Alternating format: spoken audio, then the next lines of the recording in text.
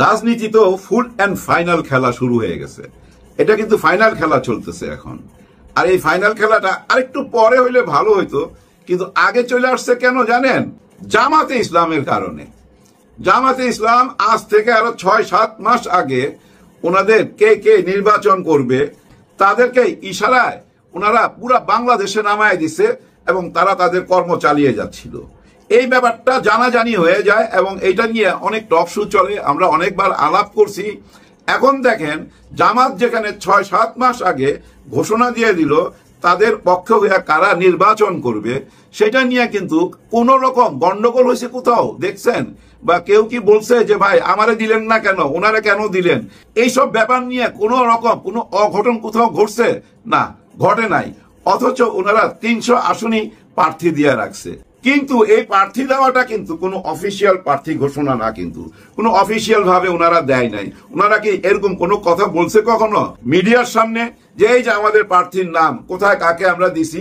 এরকম কোনো দৃশ্য দেখছেন আপনারা? দেখেন নাই। কিন্তু ওনারা যে দিয়ে দিল আর আমরা দিতে পারলাম না, মানে আমি একটা বড় দল, আমি দিতে পারলাম না, আমি কি পিছিয়ে গেলাম? ওই চিন্তা ভাবনা থেকেই দেখেন নির্বাচনের ৩ মাসেরও বেশি টাইম বাকি আছে। ৩ মাস আগে মানে ৯০ দিনেরও বেশি সময় আপনার হাতে আছে। আপনি এখনই ঘোষণা করে দিলেন আপনার কতজন প্রার্থী কোথায় কোথায় নির্বাচন করবে। খুবই ভালো কথা যদি সবাই মাইনা নিত। এখন দেখেন ওনার দলের লোকেরাই মাইনা নিচ্ছে না ওনার প্রার্থীকে। দেখেন এক এক এলাকায় ৩ থেকে ৫ জন ১০ জনও আছে ভাই প্রার্থী, এবং কাকে দিবেন এটা তো কেন্দ্রের ব্যাপার। কেন্দ্র নিশ্চয়ই বিচার আচার কইরা দিছে, এলাকার খোঁজ খবর নিয়ে দিছে, কিন্তু কি ধরনের খোঁজ খবর নিলেন? সবই তো দেখি উল্টা পাল্টা হয়ে গেল।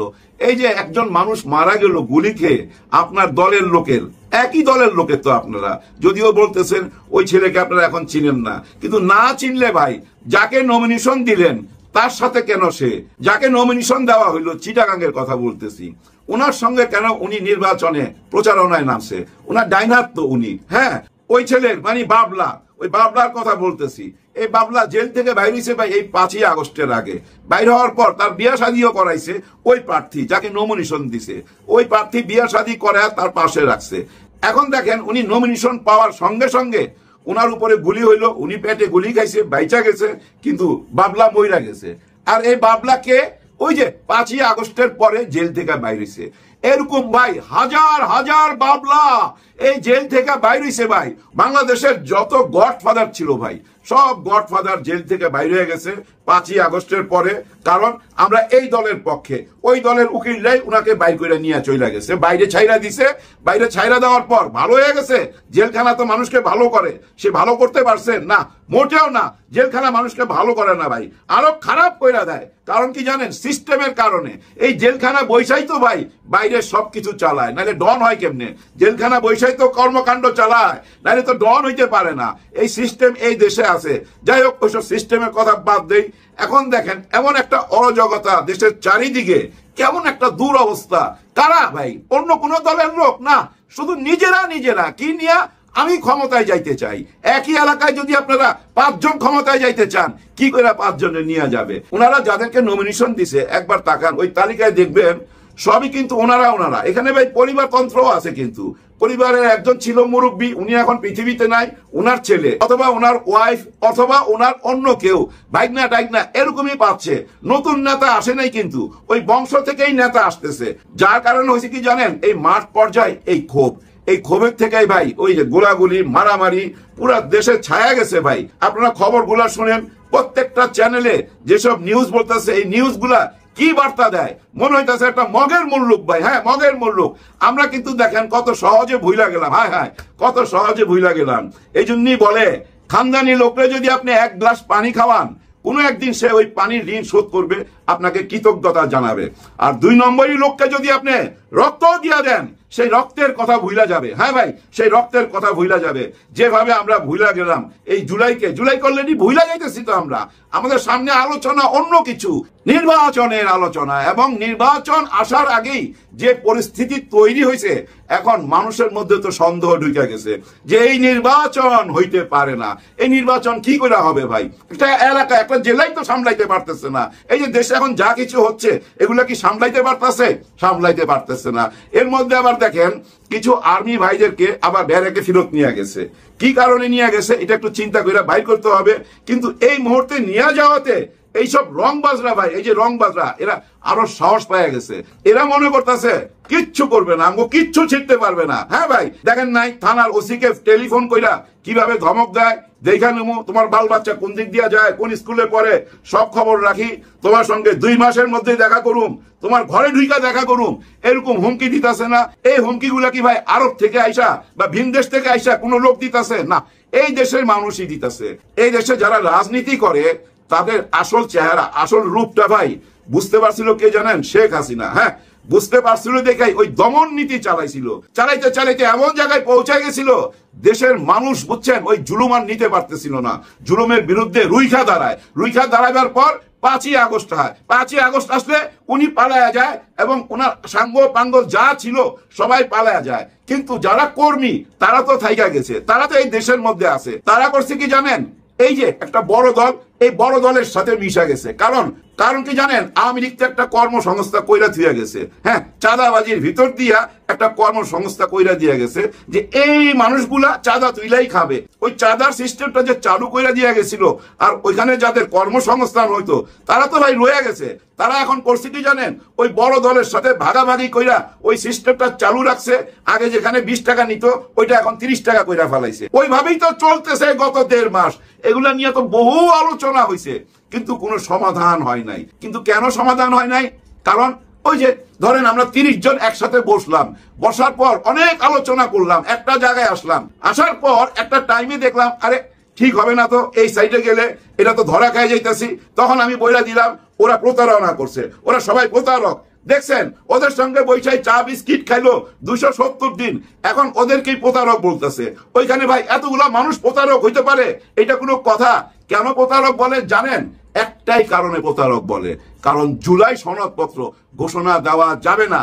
জুলাইকে যদি আপনি ঘোষণা দিতে যান, আইনি বৈধতা দিতে যান, স্বীকৃতি দিতে যান, তাহলে ভাই ভারত তো হাইরা যায়, ভারত হেরে যায় তো ভাই। কারণ কি জানেন? 71কে ওরা বাঁচায় রাখতে চায়। 71-এর পরে আর কোন নতুন বাংলাদেশ হয়েছে এরকম কোন প্রমাণ ওনারা রাখতে চায় না। এটা যদি রাখেন তাহলে ভারতের পরাজয় হয়ে যায় না।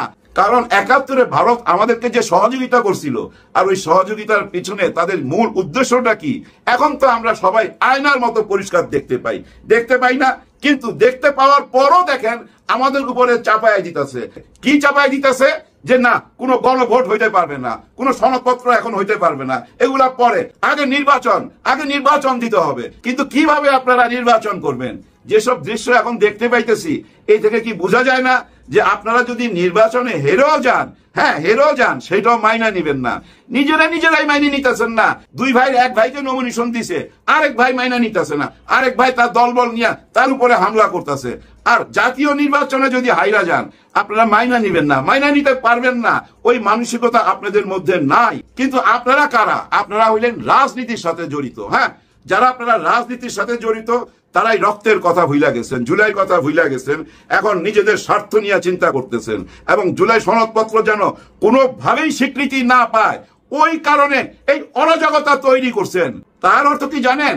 আপনারা আপনাদের নিজের লিডারকেই মানেন না। হ্যাঁ ভাই, আপনাদের লিডার তো বারবার বলতেছে, বারবার বহিষ্কার করতেছে, বহিষ্কার করতে করতে 7,000 8,000 পার কইরা ফেলাইছে। কিন্তু 5ই আগস্টের পরে আপনারা নিজেরাই মারামারি কইরা 160 জনের উপরে পৃথিবী থেকে চলে গেছেন এবং 60টা ধর্ষণও করছেন। ধর্ষণ মামলা আছে 60টার উপরে। আপনারা কোন পথে নামছেন জানেন? জোরজার মুল্লুকতার। হ্যাঁ, জোরজার মুল্লুকতার ওই পথে নাইমা গেছেন। দেখেন ভাই ব্রাদার, কিছু সংখ্যক আর্মিকে ক্যান্টনমেন্টে নিয়ে যাওয়ার পর সবাই মনে মনে ভাবতেছে এটা কি ধরনের ঘটনা, এই টাইমে কেন নিয়ে গেল, এইটাতে তো আরো রংবাজরা বেশি সুযোগ পাওয়া যাবে। ভয়ের কোনো কারণ নাই ভাই, ভয়ের কোনো কারণ নাই। ওনাদেরকে নিয়ে গেছে বুঝছেন ভালো কইরা বুঝাইবার জন্য। কি বুঝাবে? এই যে গত 1.5 বছরে যেসব লিস্ট হয়েছে এবং গত 1.5 বছরে যারা মামলা বাণিজ্য কইরা জেল থেকে বাইরে হয়ে গেছে, বিশেষ করে আমি ডনদের কথা বলতেছি, রংবাজদের কথা বলতেছি, লুটেরাদের কথা বলতেছি, তাদের লিস্টটা তাদেরকে বুঝাই দিবে, আর্মি ভাইদেরকে সুন্দরভাবে বুঝাই দিবে। বুঝাই দিয়া আবার নতুন ভাবে মাঠে নামাবে, খুব তাড়াতাড়ি মাঠে নামাবে, এটা বিশ্বাস রাখেন। তখন দেখবেন তামা কইরা দিবে। আবার সবগুলোরে জেলে ঢুকাবে, কেউ বাইরে থাকতে পারবেন না। 50,000-এর উপরে অ্যারেস্ট হবে, মামলা হবে, দেখবেন লক্ষ লক্ষ মামলা হবে। ওই যে শেখ হাসিনা লক্ষ লক্ষ মামলা দিয়া ফাঁসাইছিল কেন? সুন্দরভাবে দেশটা চালাইবার জন্য না, রাজত্ব করার জন্য। যদি সুন্দরভাবে দেশ চালাইতে চাইতো তাইলে কিন্তু পারতো, কারণ অনেক রংবাজকে তো সে ভিতরে ঢুকাই দিছিল। আবার সেই রংবাজ গুলাকে আমরা বাইর করছি, যার জন্য দেশে এত অস্থিরতা। শেখ হাসিনা সব কাজই খারাপ, খারাপের মধ্যে কি ভালো কাজ করে নাই? ভালো কাজের মধ্যে ছিল এই ডন গুলাকে, এই রংবাজ গুলাকে জেলখানায় ভরছিল। ওই জেলখানা থেকে বাইর করাটা খুবই বড় ভুল হয়েছে। ওই ভুলের মাসুল এখন আমরা দিতেছি, কিন্তু আর মাসুল দিতে চায় না দেশের মানুষ, কারণ দেশের মানুষ কোনো ভুল করে নাই। জুলাইয়ের গণ অভ্যুত্থানের মাধ্যমে মানুষ বুঝাই দিছে মানুষ দেশকে ভালোবাসে, মানুষ দেশটাকে নতুন বাংলাদেশ দেখতে চায়। এটা জনগণের মনের কথা ছিল জুলাই 5ই আগস্ট। সেই কথাটাকে কেউ এখন স্বীকার যাইতে চায় না। আপনারা স্বীকার না গেলেও কোনো কিছু করার নাই, যার যাবার সে যাবে, যার মাথা তারই ব্যথা। সবচেয়ে বড় মাথা ব্যথা ডক্টর মোহাম্মদ ইউনূস স্যারের। হ্যাঁ ভাই, ডক্টর মোহাম্মদ ইউনূস স্যার তো 1 নম্বর আসামি। কার চোখে? ওই যে শেখ হাসিনার চোখে 1 নম্বর আসামি না? গত 1.5 বছরে যত অডিও কল ফাঁস হয়েছে, উনি দেশ নিয়ে কোনো কথা বলছে? উনার ভুল নিয়ে কোনো কথা বলছে? উনার মধ্যে কোনো অনুশোচনা ছিল? কিচ্ছু ছিল না। এবং কোনো পথও দেখায় নাই উনার কর্মীদেরকে, শুধু বলছে ওরে মার, ওরে ধর, ওর লিস্ট আমার কাছে পাঠা, আমি দেখা নেবো, আমি আসলে এই ময়লা সাফ করুম। যত রকম হুমকি ধামকি, যেটা একজন নেত্রীর মুখে মানায় না। এই ব্যাপারটা আমাদের দেশের মানুষ বুঝতেছে তো ভাই, শুধু আমাদের দেশের আপনারা ভাইবেন না, সাধারণ জনগণ বুঝতেছে। এই আওয়ামী লীগের মধ্যেও ভাই ভালো মানুষ আছে ভাই, উনারাও বুঝতেছে। এই আওয়ামী লীগের মধ্যে ওই বুঝার মতো মানুষ আছে ভাই, নিশ্চয়ই আছে। এই বড় দলের মধ্যেও আছে ভাই, বুঝার মতো মানুষ আছে। আর কতখানি আছে সেটা নিশ্চয়ই আমরা এই নির্বাচনে দেখতে পারবো। কিন্তু নির্বাচনের আগে কিছু দাবি দাওয়া তো ছিল। আপনারা যে 270 দিন চা বিস্কিট খাইলেন, ওইটার হিসাব দিতে হবে না? ওইটার হিসাব দিতে হবে। দেখেন আজকে তো আপনারা দেখছেন জামাত ইসলামের সমাবেশ, বিরাট বড় সমাবেশ, মহা সমাবেশ। ওই সমাবেশ থেকে ওনাদের 5টা দফার দাবি কার হাতে তুলে দিছে? আমাদের ডক্টর ইউনূস স্যারের প্রতিনিধির হাতে তুলে দিছে। ওই 5টা দাবি তো মানতেই হবে। সবচেয়ে বড় দাবি, 1 নম্বর দাবি, জুলাই সনদপত্রের আইনি বৈধতা এবং বাস্তবায়ন, আর উচ্চ কক্ষের পিআর সিস্টেম। এরকম 5টা দাবি নিয়ে ওনারা আসছে। এখন বলতে পারেন ওনারা দাবি তো জানাই যাইতেছে, এতে কি যায় আসে? সরকার কি মানবে? এটা তো বড় দল মানতেছে না। সবাই মানবে ভাই, সবাই মানবে। 11 তারিখেই দেখতে পারবেন মহাসমাবেশ, 8টা দলের মহাসমাবেশ। তখনই আপনারা বুঝতে পারবেন সরকার মানবে কিনা। কারণ কি জানেন, এই সরকার তো রক্তের উপরে দাঁড়ায় রয়েছে। রক্তের সাথে তো বেইমানি করতে পারে না, রক্তের সাথে কেউ বেইমানি করতে পারবেন না। আপনাদের উদ্দেশ্য সফল হবে না, হইতে পারে না। আপনারা যেটা চাইতেছেন জুলাই সনদপত্রটাকে ধামাচাপা দিয়া 71টাকে বাঁচায় রাখতে, আরে ভাই 71 তো মহান পবিত্র 71, এটা তো আমাদের বুকে, এটা আমাদেরকে স্বাধীনতা এনে দিছে। কিন্তু আমরা আমাদের দেশকে আবার মুক্ত করলাম কাদের হাত থেকে? যারা আমাদের স্বাধীনতা কেড়ে নিতে চাইছিল, তারা কেড়ে নিতে চাইছিল, আমাদেরকে অঙ্গরাজ্য বানাইতে চাইছিল। ওখান থেকে যারা নতুন বাংলাদেশ আইনা দিল, তাদের কথা ভুলে গেলে হবে? ভুলে গেলে হবে না। আপনারা ভুলে গেল, দেশের জনগণ ভুলবে না। আমি আপনাদেরকে নিয়ে একটা নতুন বাংলাদেশের স্বপ্ন দেখতে চাই। আর এই নতুন বাংলাদেশটা আমাদেরকে আইনা দিতে পারে একমাত্র এই 8টা দল। জামাত ইসলামের সাথে যে 8টা দল আছে, এই 8টা দল, এই দলের সাথে আরো যোগ হবে ভাই, আরো যোগ হবে। শাপলা কলিও আসবে। অগ্রিম বইলা গেলাম, অগ্রিম বইলা গেলাম। বাংলাদেশের রাজনীতিটা হঠাৎ করে আবার প্রচন্ড উত্তপ্ত হয়ে উঠেছে। এবারের যে উত্তপ্ততা, সেটা অতীতের যে কোনো সময়ের চেয়ে অনেক বেশি কঠিন এবং মারাত্মক। কি নিয়ে এই উত্তপ্ততা ছড়ালো? জুলাই সনদ স্বাক্ষরের পরে হঠাৎ করে বিএনপির কি হলো আমরা জানি না। তারা এটাকে প্রতারণাপূর্ণ, অন্তর্বর্তীকালীন সরকারকে প্রতারক, বিভিন্ন উপাধিতে ভূষিত করে তারা এখন এইখান থেকে বিরত থাকছে। তারা এটা চায় না। পরিষ্কার করে বিএনপি ইতিমধ্যেই বলে দিয়েছে মেজর হাফিজউদ্দিন আহমদের মাধ্যমে যে জুলাই সনদ আমাদের দরকার নেই, ওটা দিয়ে আমরা কি করব? আমাদের দরকার গণতন্ত্র এবং একটা নির্বাচন।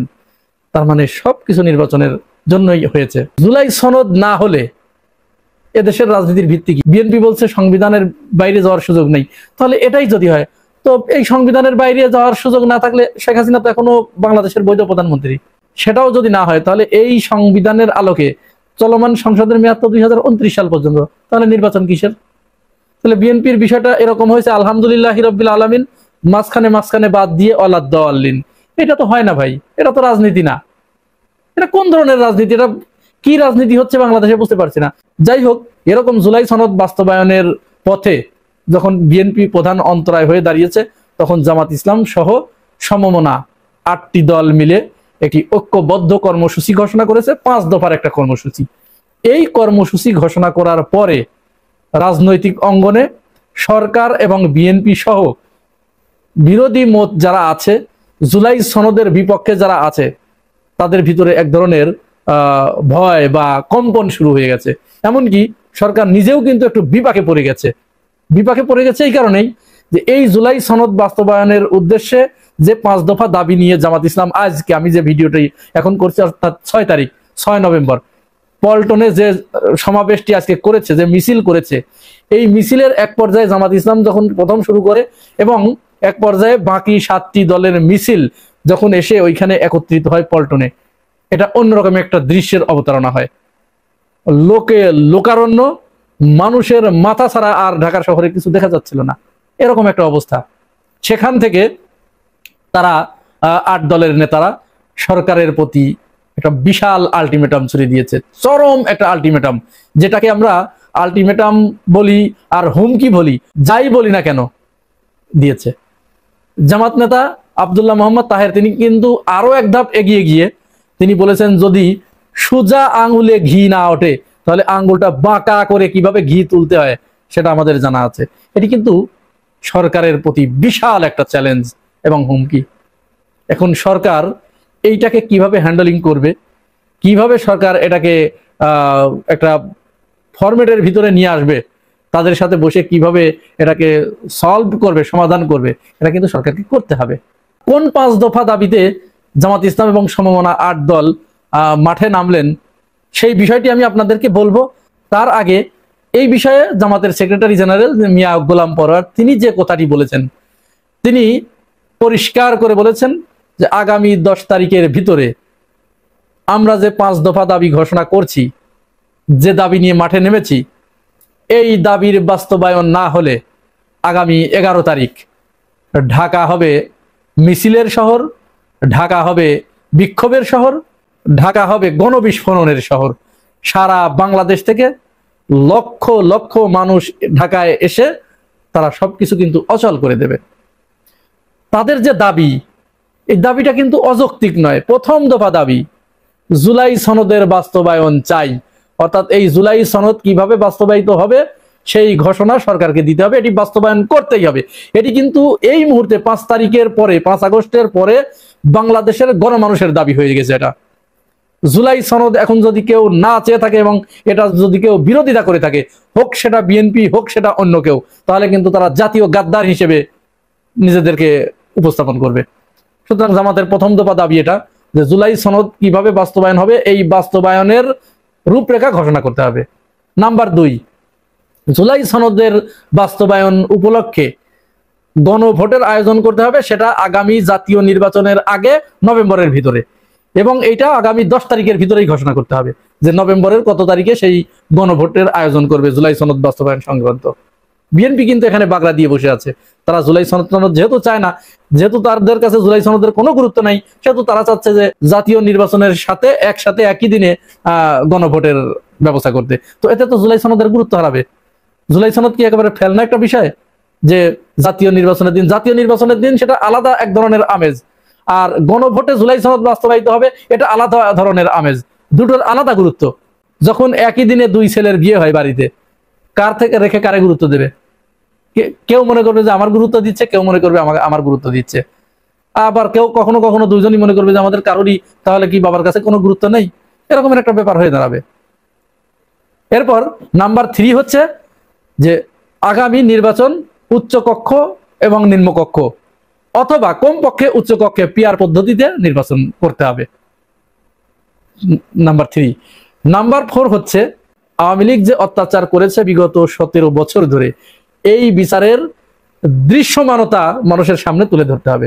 অবশ্যই বিচার প্রক্রিয়ার দৃশ্যমান অবস্থা থাকতে হবে।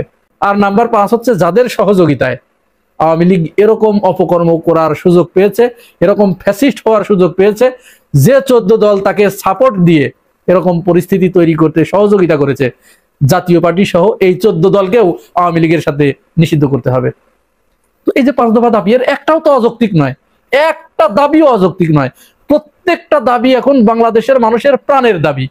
সুতরাং এই দাবির বিপক্ষে যদি কেউ অবস্থান করে, তাহলে তো সে আগেই বলেছি জাতীয় গাদ্দার হিসেবে নিজেদের নাম লেখাবে। তো কেউ যদি বাঁশঝাড়ের কাছে নিজে গিয়ে বলে, ও বাঁশ তুমি ঝাড়ে কেন, আমার পিছনে আসো, এ দোষ তো অন্য কারো নয়। সুতরাং এই দাবিগুলো যদি আগামী 10 তারিখের ভিতরে বাস্তবায়িত না হয়, তাহলে আগামী 11 তারিখে জামাত ইসলামের ঘোষণা অনুযায়ী তারা কিন্তু সারা দেশ থেকে নেতা কর্মীদের এনে ঢাকার অবস্থা কিন্তু একটু অন্যরকম, ঢাকার চিত্রই পাল্টে যাবে। তখন সরকার, বিএনপি এবং অন্যান্য যে রাজনৈতিক দলগুলো আছে তারা কিন্তু একটা বেকায়দায় পড়ে যাবে। বাংলাদেশের রাজনীতিতে একটা অচল অবস্থার সৃষ্টি হবে। তার আগেই অবশ্যই সরকারের এ ব্যাপারে একটি সিদ্ধান্ত নিতে হবে, যেন জামাত ইসলাম সহ 8 দলকে ওই ধরনের কঠোর কর্মসূচিতে যেতে না হয়।